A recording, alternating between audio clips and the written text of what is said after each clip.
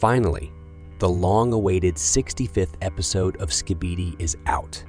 Just like you, I couldn't wait for this moment to watch the episode and do a detailed analysis. I have to admit, this episode turned out to be the most intense and epic of all the previous ones. Several very interesting moments happened here.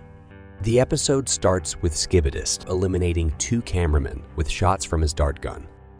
In the next moment, we see him aiming to take down an agent whose perspective we are witnessing. The cameraman has already covered himself, anticipating his inevitable demise.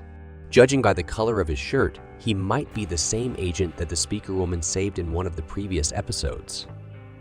Skibidi smirked and flew aside, leaving the cameraman alive. In the next scene, we see that big Skibidis have gathered nearby, waiting for something. From their appearance, it's obvious that these big guys are meant to counter the Titan agents. Then, Skibidi, scientist, appears. His facial expression shows that he's plotting something. Suddenly, G-Man approaches them. In the ending of the previous episode, he escaped from the Titan agents. Apparently, Skibidi, scientist, knowing this, decided to set a trap for them. And indeed, the Titans emerge from the sandy mist and face their numerous opponents. G-Man confidently looks at his recent pursuers. His facial expression shows that he was sure they would quickly deal with the Titans. But suddenly, all Skibidis inexplicably retreat from the battlefield. G-Man, bewildered, turns to Skibidi, scientist.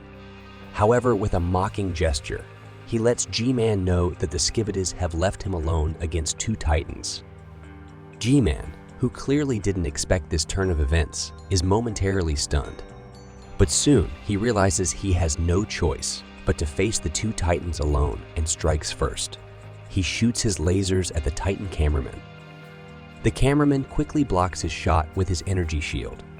While G-Man was distracted by the cameraman, the speakerman, Titan, takes flight and shoots him in the head several times before landing behind him. G-Man finds himself between 2 Titans.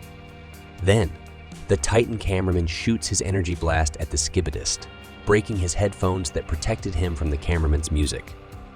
Seizing this opportunity, the speakerman Titan uses his ability on the Skibidi. He gets up close to the Skibidist's head, but the Skibidi manages to push the Titan away before the sound wave can stun him. After that, G-Man charges at the cameraman at full speed. But the Titan grabs him by the head, immobilizing him temporarily. Here comes the speakerman Titan back into the fight. He apparently didn't know that the Skibidi couldn't be easily flushed down the toilet. He tries pulling the toilet handle a few times, puzzled that nothing happens. Then, G-Man breaks free from the cameraman, Titan's grip, and headbutts him aside. The Skibidi shoots his laser at the speakerman Titan and tries to take him down. The cameraman, quickly recovering, pulls out his massive hammer and smashes all of the Skibidi laser guns with a few strikes. The Titan finishes off the Skibidi with a punch when he attempts one last desperate shot. As he fires his laser at the cameraman, the speakerman, Titan, jumps on him from behind and pierces his eyes with daggers.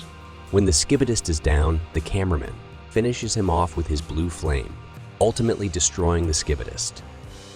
When the flames cleared, the sight before the Titans shocked them. Under the Skibidist's mask was another Skibidi, specifically designed to mimic G-Man's appearance and abilities.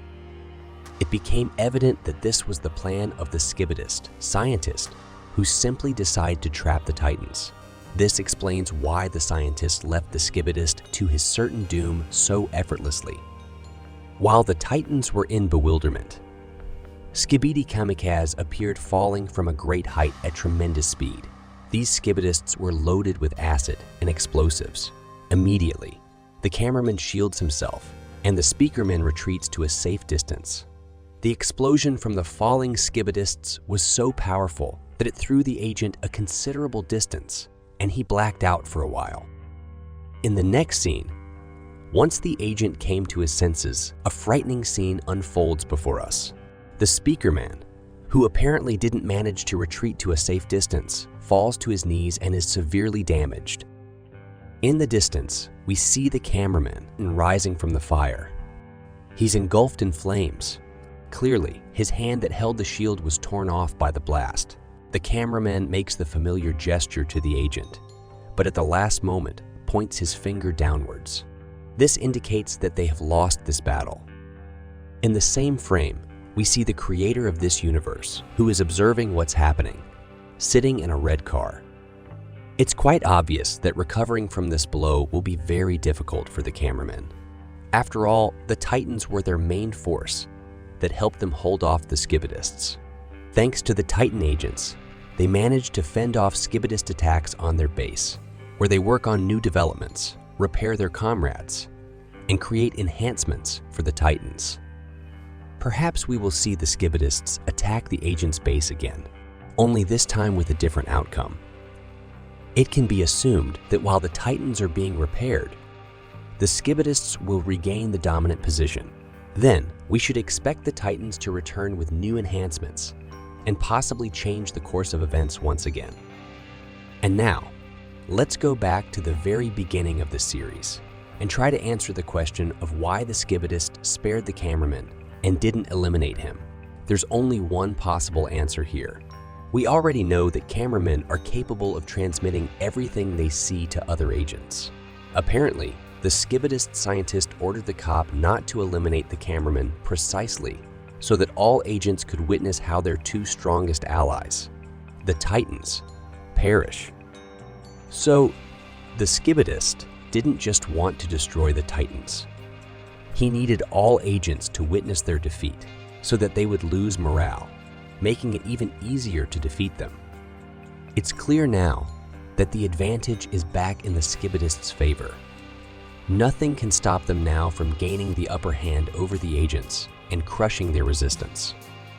Another scenario is possible where agents, just like the Skibidists, hide in shelters. They might try once again to create something that can stand against the Skibidists. Or perhaps TV Man, the Titan who disappeared and hasn't been seen for a while, might get involved. Let's not forget about TV Woman and other allies of the agents as well. Although some believe that TV Mans aren't exactly allies of the agents. One way or another, we will all see it for ourselves. But for now, that's all for today.